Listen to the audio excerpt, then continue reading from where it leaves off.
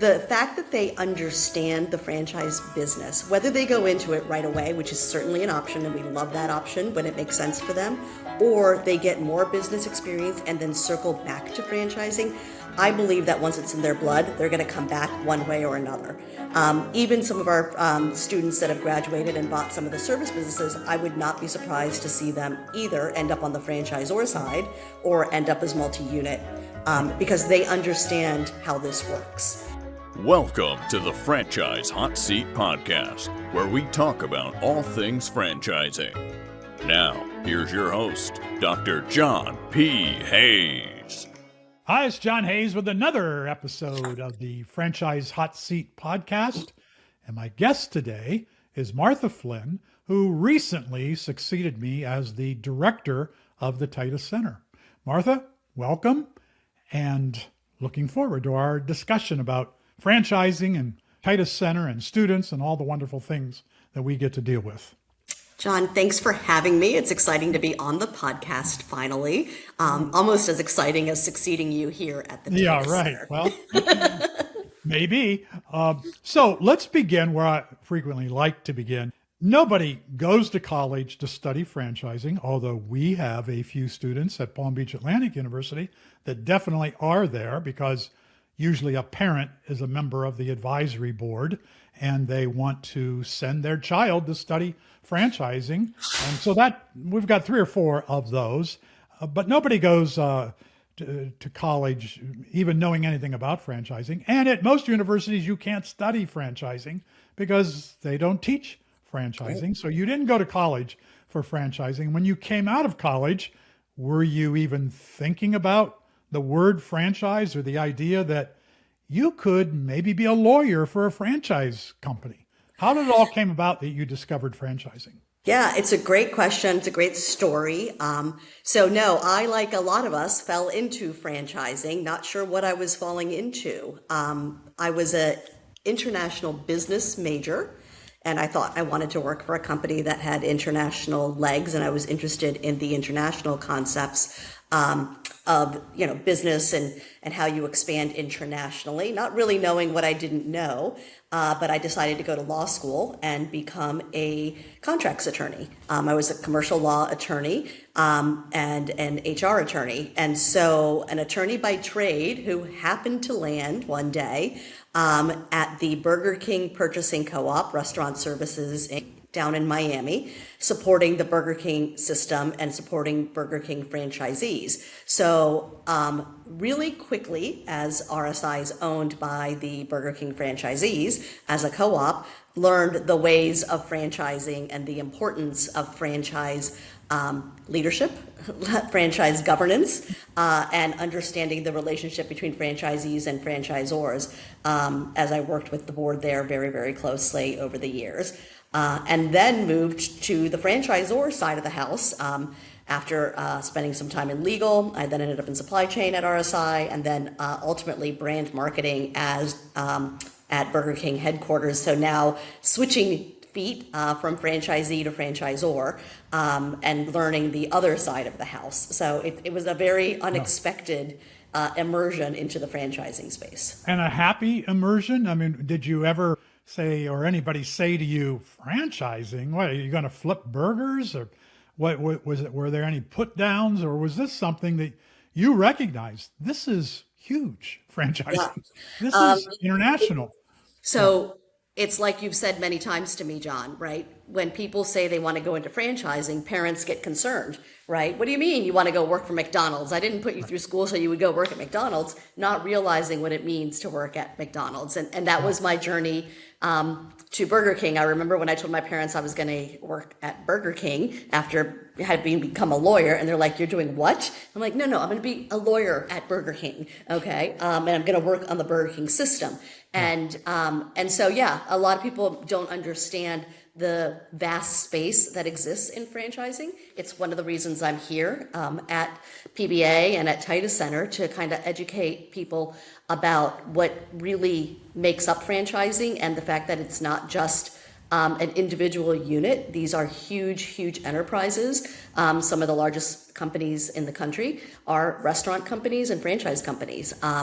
And understanding that it's more than just working at McDonald's or working at Burger King. So, no, I immediately fell in love with franchising. Once I understood, I was really, really blessed to get to know large franchisees who were on the Burger King RSI board very quickly because of the job I was doing, and to understand how they formed their businesses, how they grew their businesses, what their concerns are and were at that time with the franchisor and the interrelationship of franchisee-franchisor dynamics. And for me, from a legal perspective, it was incredibly interesting.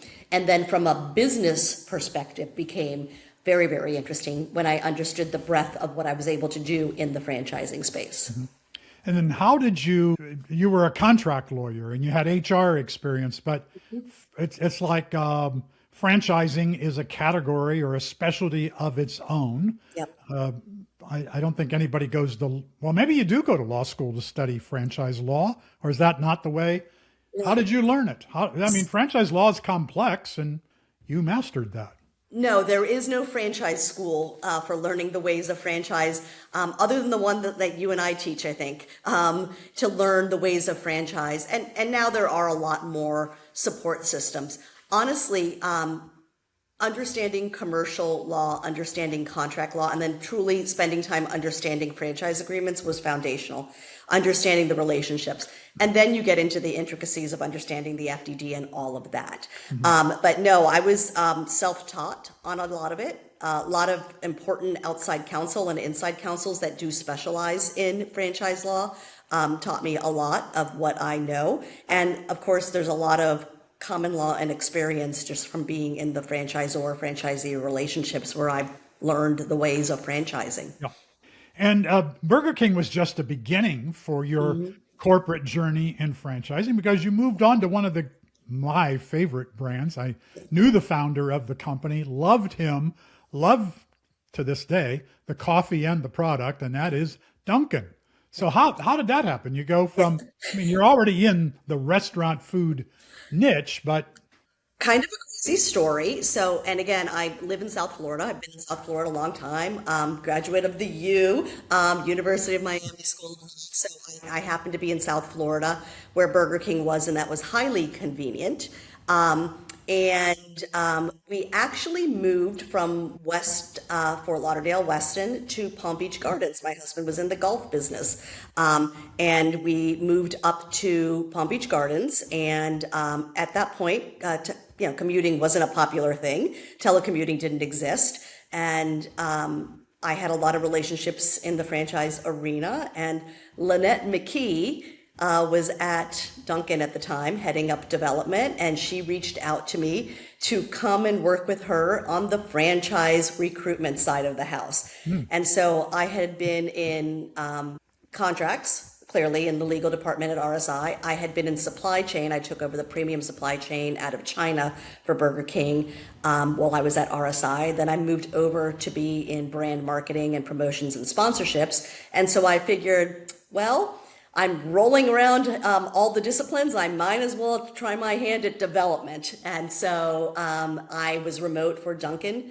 What I took as a job to see, let's just see how this goes, ended up being a 15-year stint at Dunkin', which turned into a stint at Inspire after the acquisition. So franchise development, franchise sales, franchise services, and then ultimately development services and contract administration. So I'm definitely a development dog. I've been through all of the basic channels of development at Dunkin', and just an incredible journey at Dunkin'. And like you, a brand I love and adore. And then you had one more stop. Tell us about that. Your most recent. Yeah. Well, before I left Dunkin', right, we were acquired by Inspire, so I spent some time working on the Jimmy John's brand as part of the Inspire acquisition, and also Arby's, Sonic, and Buffalo Wild Wings. So again, started to dabble in other brands and franchise development, and then ultimately left Inspire and took a role as vice president of franchise administration and franchise development at Panera. And so Panera has been my last stop. Yeah. So then you decide, all right, let me give up this, generally at the level that you're at, the corporate experiences that we have leading companies or big divisions of companies, very, very demanding. People wouldn't fully realize what all goes into some of those positions. It's very demanding. It's a lot of pressure. Fortunately, it could always pay better, but it pays better than academia. Yeah. But the payoffs are greatly different in academia. So you've had already a full semester with students, some of whom are studying entrepreneurship, some studying franchising, some studying both. All of them studying business. We're in the College of Business at Palm Beach Atlantic University. So how did that feel this past semester, being in a classroom instead of being in the corporate boardroom? It felt great. I think I had a great semester. I was blessed with incredible classes, enjoying acclimating to academic life. It is a completely different pace and rigor than corporate life. I'm still learning some of it. I think, to your point, the payoffs are completely different. Okay.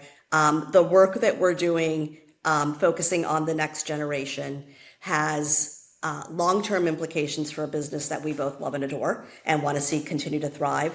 Our ability to impact people's futures, not just our industry's future, but the individual student's future, is amazing. There is a very large rewarding aspect that is way more fulfilling than any bonus could be or any payoff could be. You get to a certain point where that isn't as important as kingdom work or the work that you're doing that really does matter at a higher scale. Yeah, that's the big payoff for me. I've been teaching for 25 plus years at the college level, and I had stints before and after my corporate opportunities that I have fulfilled in franchising, and it was wonderful and always exciting, very stimulating.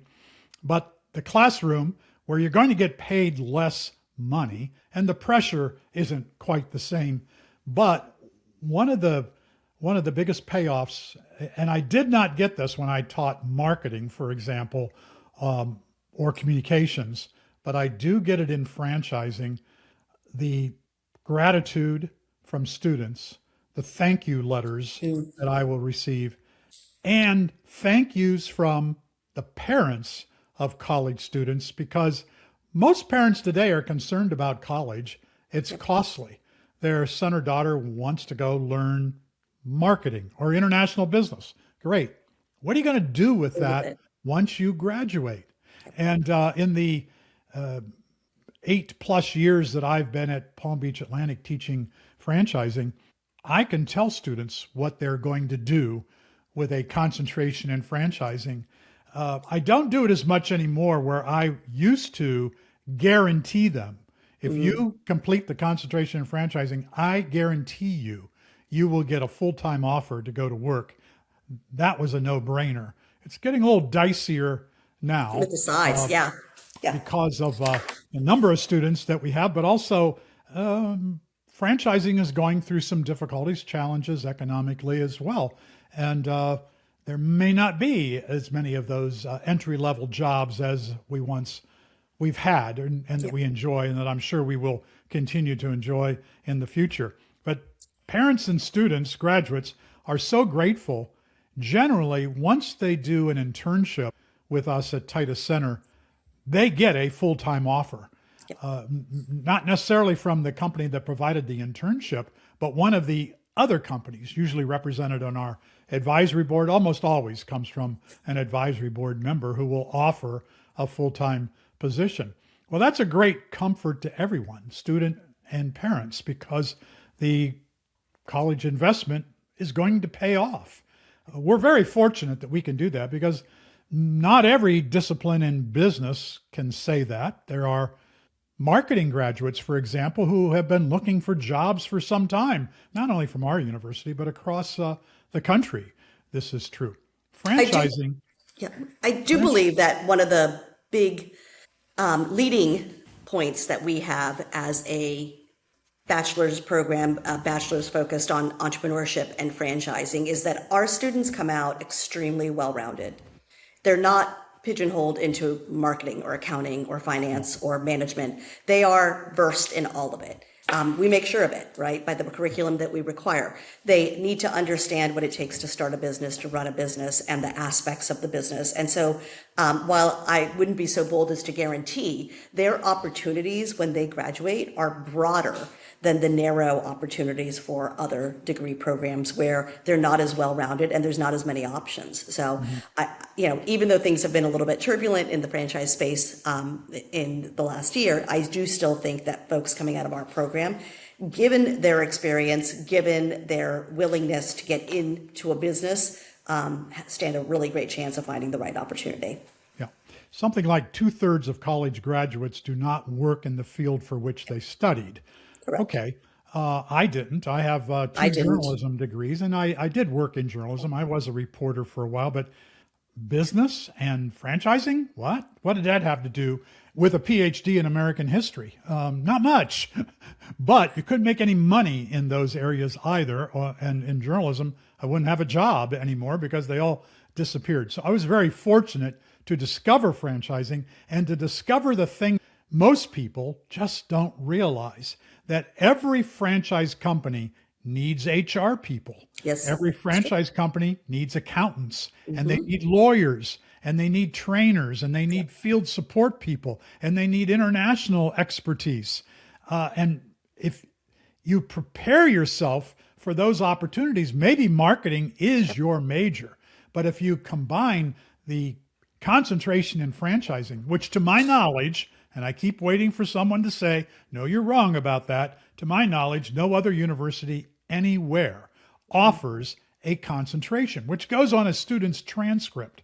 It's not just, a course or two that you can take as an elective. It's a pure academic program, majors, minors, and there are concentrations in many universities across the country. But we have, to my knowledge, the only one in franchising. And most universities, and it's only a handful, that do teach franchising will teach franchising 101 generally. And it might be part of their entrepreneurship course as well. So you've got to get enough education in franchising to be of value to Burger King if you want to go work there. Entry level or any of Cinerama, whatever the big brand might be, if they see that, you didn't just take franchising 101, you took at least 3 academic courses in franchising. And And part of what we see with our students is they not only understand the basics of franchising 101, they understand the operational implications, the management implication, the relationship implications. I mean, that is part of the program.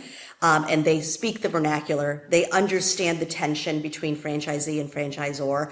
And so for either, whether they're working at a franchisee, they become a franchisee, or they work at a franchisor, they've got a leg up on a lot of candidates. Yeah. It really is amazing how they're graduating, knowing what probably a 5-year veteran at a franchise company coming in, never having franchise experience knows. I mean, realistically, they've jump-started that curve. Yes. Some of our graduates go on to get a job with a franchisor who puts them into the IFA's Certified Franchise Executive Program, which is a great way for people who have had no college education in franchising to learn. And there have been numerous stories about our graduates coming back to PBA or seeing me at an IFA convention and saying, I'm going to tell you an interesting story. I'm working on my CFE.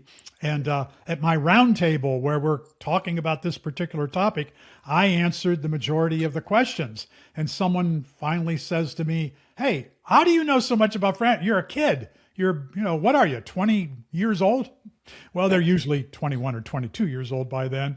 And it's because of what we teach them at the Titus Center that they're able to do well in the CFE program. I've tried lobbying IFA to really award the CFE to graduates of our program, graduates of University of Louisville, where they have they don't have a concentration, but they have a terrific franchise program at the graduate level as well at that university. And a couple of other universities that provide a good level of education in franchising.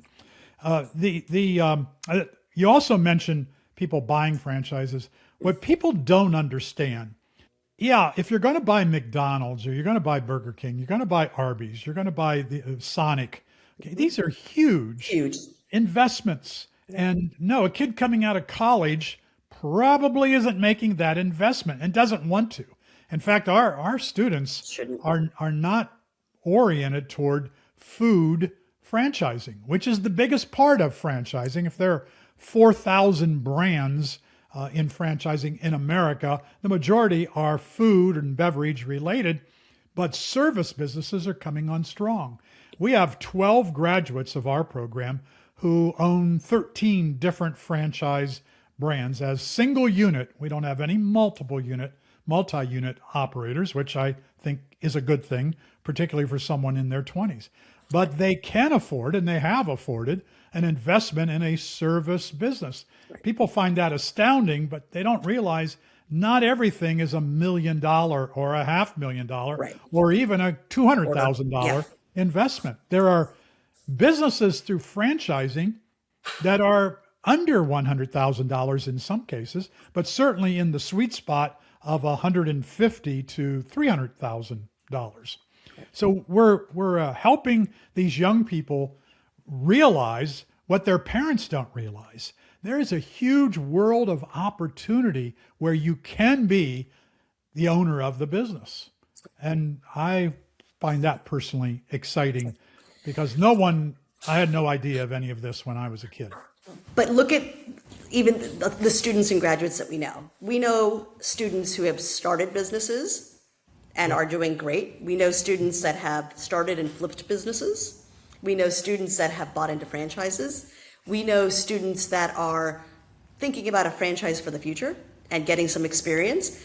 The fact that they understand the franchise business, whether they go into it right away, which is certainly an option, and we love that option when it makes sense for them, or they get more business experience and then circle back to franchising, I believe that once it's in their blood, they're going to come back one way or another.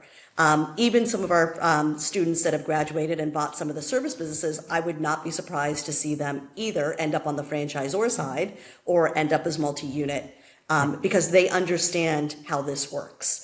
The old line, they've seen the movie. We've told them the story about how this works and how you grow your franchise business. So I think the educating the future generation is in multiple layers and multiple steps, but we are definitely spreading the word about franchising. We also have our first student this year will graduate with a concentration in franchising, and she is going on to law school, and she wants to be a franchise attorney. Lawyer, yeah. So first time we've had a student say that I'm headed to law school. I'm pretty sure that's where she'll go because she's been talking about this in my classes for the last couple of years and has met numerous attorneys through our advisory board opportunities, and I think she's going to do great. So we'll have a future franchise lawyer. We've had a franchisor already. One of our students worked with Ray Titus. They created a franchise brand, which is in existence today. It was sold off after United Franchise Group developed it, and my student moved on to Thailand. That's where he's living now, formerly from not Jupiter, but up above Jupiter somewhere. At any rate, that we've had a franchisor come through our program as well, a young franchisor. That's not going to happen very often, I don't think. But what's the future for students? We cover the basics really well, and we give them beyond the basics in educating them. When a owner of a franchise company who wants to hire says, what can you do for me, to a college graduate? There are a lot of college graduates who, if they answer honestly, would have to say, well, not a lot, because I haven't been in the real world. But our students, it's a much different story with our graduates. They can hit the ground running immediately upon being hired within a franchise company. And I don't know that we need to do more than that or can do more than that. And there are only so many courses until if franchising would become a major, and it is a major as part of entrepreneurship in franchising at Palm Beach Atlantic University. It's very popular, growing in popularity in the last couple of years.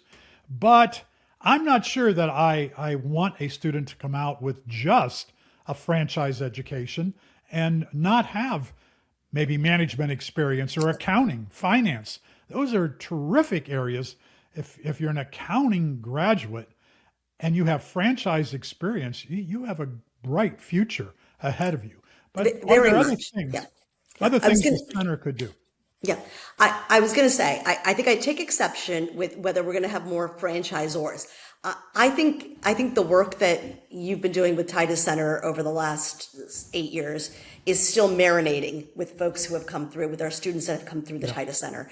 And so the class of students that we see in the concentration in franchising, as well as in the entrepreneurship and franchising degree major, is really interesting. To your point, we see people that are accounting majors who want to get the concentration, or finance majors, or HR, communications. I think we've even had some music and communications majors that get their concentration in franchising, which is really, really interesting, because your ability to apply franchising as a concept to something else that you're passionate about is really, really a strong proposition. We're seeing what's going on with some of the dental franchises. We're seeing what's going on with the therapeutic, whether it's physical therapy or other franchises. So I think that combination that we're seeing even with medical, nursing, and franchising is just super interesting. And seeing it come through in some of the arts is also equally interesting, because I think we don't know what's next for franchising. Like we said, it started with food, it's gone to services. We see it in medical. We're seeing the franchising business show up in all different walks, right? So the concentration offers that opportunity. And I don't know that we'll see the impact of that work the first few years after graduation, but I'm dying to see it 10 years after graduation where students take this. And then we've got the second class, which is the entrepreneurial spirit, whether they want to start their own business or buy a franchise. And we've got that whole nother group of students that really just wants to start their own business, whether they have an idea or they want to get into a franchise. And that's a whole nother class. And I think we see those people spin faster into franchising when they can. And so I love to see both of those students. It is contagious, and we see incredible passion from our students and their interest in learning more and learning more about how they can incorporate franchising into their lives. Another development that has occurred in the last 8 years, when I taught my very first class, 2017, there were 17 students registered in Principles of Franchising, our first course, and maybe 4 were female out of the 17. The next semester, Principles of Franchising, 20 students, 1 female. Well, that was kind of interesting, but I was used to that because my business had been based on marketing and development for franchise companies. And when I traveled and when I attended conventions of any type related to franchising, it was overwhelmingly male. Well, I think it was this semester, the first time I really noticed it was this past semester when I walked into my Principles of Franchising class with 20 students, and the majority, slightly 11 or 12, females, 2 males. Now, I don't know if that's... Now you're preaching to the choir, right? Yeah. That's the story of my life. Yeah, exactly. And it's in a lot of ways, right? I can name a few female franchisees that I've engaged with over the years. Majority male franchisees, especially in QSR, especially in the brands I was involved with. Not a woman I remember anywhere on the RSI board the years I was there. Not a woman I remember on the Marketing Advisory Council when I was in brand marketing. I mean, again, it's been years now, right? I'm pushing 30 years in the business. But yes, I would say in the last decade, thanks to the work at the IFA and WFF, honestly, Women's Food Service Forum, leading the way in the QSR space and in the restaurant space, we see a lot more women. And I think when you see women in franchising, it attracts women to franchising. I also think the service side of the house now has become much more attractive to girls in college and to women in college to get involved in those kinds of businesses versus what has traditionally been a very masculine space. But I love it too. I think although they love you, they love seeing me around here as well, and us to be able to represent really what we're seeing in franchising, which is an open community that is accepting of both men and women are doing really, really well in franchising. Yeah, it's amazing. Now, maybe one day we will see the president or CEO of the IFA, a female. That's never happened in the history of IFA. Women have been represented in the hierarchy of IFA, continue to be, but there weren't many female franchisors. I started in '79 and did not have a female running a company. The founder of Careers USA, a job placement based in Philadelphia, Marilyn Ungen, one of the first female franchisors. She was a dynamo. And then I was very fortunate in that I worked with the Dwyer family in Waco, Texas. And Don Dwyer, of course, was the patriarch. But when Don died unexpectedly at the age of 60 in the mid-90s, his daughter, Dina Dwyer Owens, became his successor and did a magnificent job, including old crusty men who were multi-concept. Dwyer's had like 8 or 9 concepts at the time.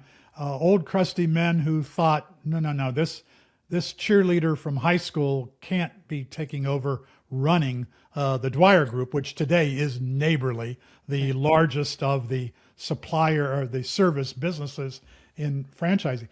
Dina went on to become chairwoman of the IFA and did an amazing job, and of course has helped Titus Center because our first scholarship, endowed scholarship, is the Don Dwyer Memorial Scholarship that we give every year. So great to see, particularly our young people coming to study marketing, which is the most popular of the business degrees, historically has been probably the easiest of the business degrees, but to couple franchising with it, it's going to make such a huge difference in their careers.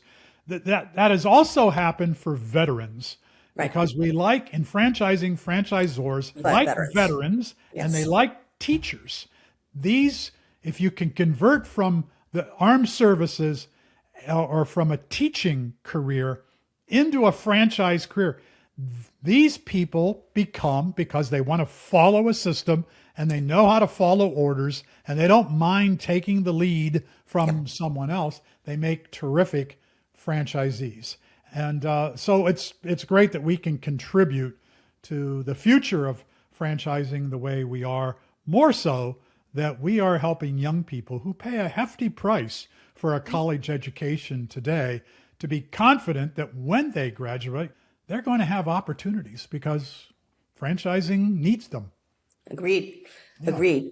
Anything else that you want to add to direction of Titus Center, hurdles that we face, we need to overcome, where we can always use money. So if somebody wants donate $5 million to, Yum gave $100 million to the University of Louisville. Universities need, academic centers particularly, need funds. But that's not the only challenge that we face. There are other areas that we are aware of. That's a wonderful invitation, and we will never turn down an interested donor, right?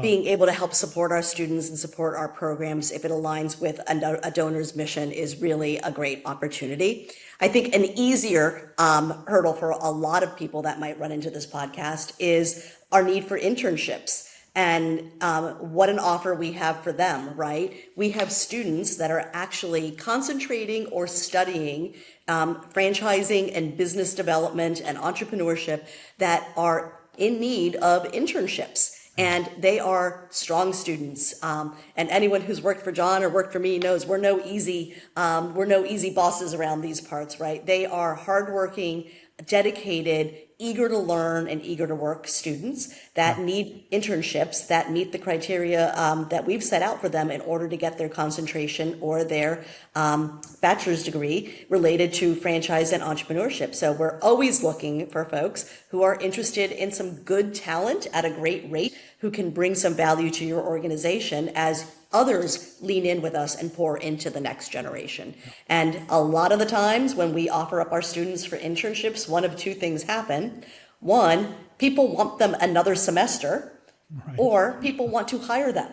Yeah. And so both good outcomes. But we want to put that out there, and we want to make sure that folks know that we're always interested in remote internships, or we have students from around the country. If you're interested in a student to intern with you at your location. So lots of great options available and lots of great students that will be looking for internships over the next year as our program continues to snowball. We're seeing enrollment continue to increase, and we're seeing our freshman classes coming in continuing to lean into these franchise and entrepreneurship programs. Yeah. I want to mention Chick-fil-A because they've been such a great support for Titus Center, and they provide internships. We probably have 3 to 5 students per semester doing an internship over at Chick-fil-A, where Rob Morris is the operator of 2 Chick-fil-A's, which is unusual. Most Chick-fil-A operators get 1. They don't get 2. Rob's trying to get his 3rd. And Rob puts these young folks through a leadership program in franchising. So you don't just learn how to make a great chicken sandwich over at Chick-fil-A or how to run the cash register. You do learn those skills. Right. But beyond that, you're doing critical thinking with Rob leading the way. You are solving problems that a franchisee has to solve. So you get a much higher level of opportunity and education than just doing a marketing internship someplace. And Rob has helped not Titus Center graduates, because we've only been around for the last 8 years, but PBA, which has been around for 50 some years. Rob, who arrived in early mid 2008 or so, 25 PBA graduates are Chick-fil-A owner operators today as a result of Rob Morris and the internship that he puts young people through. So that has been not only a great opportunity for our students who want to be Chick-fil-A owner operators, it's also an opportunity for other franchisors to realize we've got real talent at PBA and they're eager to go to work. There's always a concern about Gen Zs and the millennials that they're a little lazy. They don't want to get off the mark. They don't want to move out of home. That's not our experience at Palm Beach Atlantic University. No. And we see it with our interns, right, John? I mean, we've got interns here that intern for us at the Titus Center, and I can tell you the quality is outstanding. Yeah. We're seeing real working interns that want to grow and add significant value.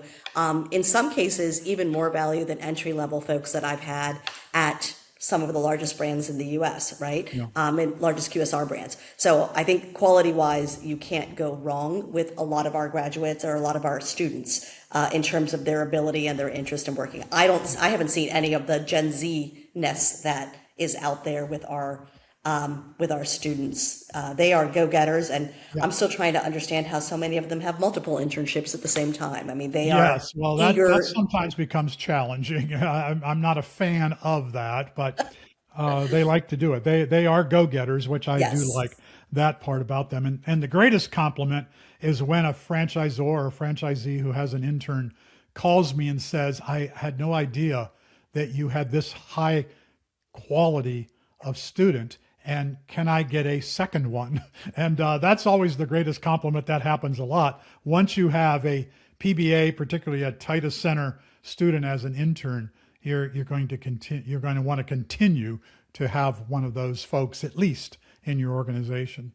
So and to follow up on what you were saying about Rob's Chick-fil-A internship program, our best internships are programs that bring our interns in and expose them to different parts of the business. Yeah. The value for them is in understanding how things run, how they can contribute and to see how the relationship between franchisor and franchisee is at work. So whether it's a franchisee internship where they're working side by side with a franchisee to understand the opportunities and struggles that a franchise business has, or it's at a franchisor where they're able to interact with leadership and understand how franchise advisory councils work. And we used to spend every summer, we'd bring an intern group into Duncan and we would rotate them through a program where they get exposure to different avenues. Those are the best internships that for our students, and we are looking for those regularly. Yeah, great.